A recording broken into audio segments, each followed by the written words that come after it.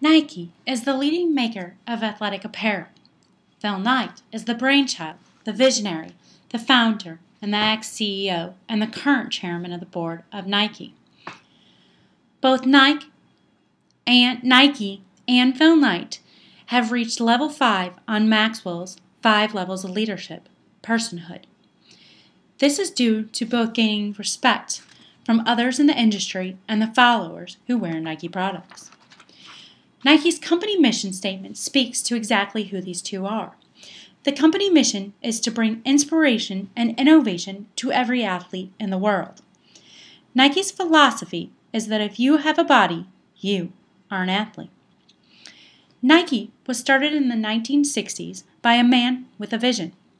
Phil Knight, while writing a business plan while at Stanford Graduate School, created what would become Nike. While on a trip to Japan, Knight invested only $1,000 in a shipment of lighter and cheaper shoes from a Japanese manufacturer. Knowing that he didn't have the strength to sell running shoes himself to runners, he enlisted his former coach to be a partner in the company, Bill Bowerman.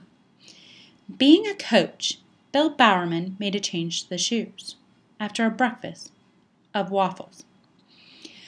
Bowerman changed the sole to create a waffle-like sole that was lightweight and had better traction, increasing the speed of the runners, differentiating these shoes from all others that were currently on the market. This waffle-like sole is what now is known as the Nike shoe. Phil Knight named the company after the Greek god of victory and paid $35 to an art student in Portland, Oregon, who created the Nike Swish. The Nike Swish logo is the most recognizable logo in the world. Phil Knight knew, as Maxwell describes, that great leaders have influence. Nike's challenge was to make running shoes for serious runners and convince everyone else that they had to have them. Phil Knight recognized that he didn't have to advertise.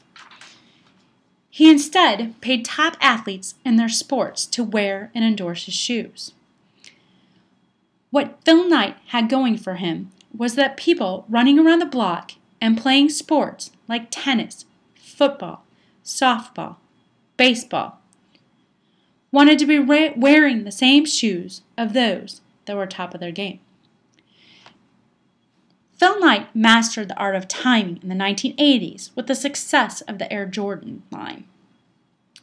With this, Nike became the #1 shoe manufacturer in the world.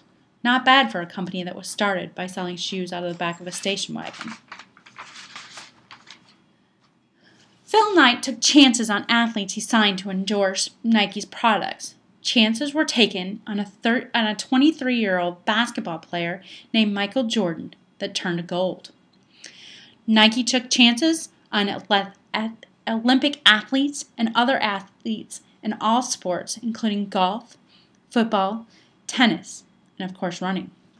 The biggest chance that Phil Knight took was on a young cyclist who no one was signing. This young cyclist later won the Tour de France 7 times, and together Lance Armstrong and Phil Knight, with the help of a little yellow piece of plastic, have raised over $20 million for people living with cancer. Nike and Phil Knight understand the competitiveness of professional and amateur sports and have created an atmosphere in Portland, Oregon that caters to the improvement of not only the athletes, but the mass audience who purchases Nike's merchandise. Nike has some of the most recognized advertising in the world, including the tagline, "Just do it." And Bo knows. Bo don't know diddly. But Knight never liked advertising, and to this day, he believes that the product should sell itself. However, like Green's Law number 56, Knight understood and understands to let others do the work for him, but always take the credit. Over the years, Nike has experienced the same roller coasters as other companies, but they've been able to stay true to their values and have continued to develop the people who are Nike's employees. This includes the people inventing the product, marketing the product, and using the product. Nike has a state-of-the-art facility in Portland, Oregon to help athletes reach their highest potential, ensuring that the athletes' positive and competitive attitudes are enforced by the equipment they are wearing, creating another attitude for those in the mass market. In 2004, Phil Knight stepped down from his post as CEO of Nike, and before doing so, ensured that the company was set for success in the leaders that he chose. It took over 5 years for Phil Knight to find the next leader of Nike. Nike continues to keep growing and broadening their appeal to the mass market, with new lines and acquisitions including Converse and Cole Haan. Nike went a step further in improving their leadership and innovation in the marketplace when they put the Nike Air into fashion shoes, in Cole Haan's shoes. While Phil Knight has stepped away, he is still connected to the brand and the company and will continue to ensure their success.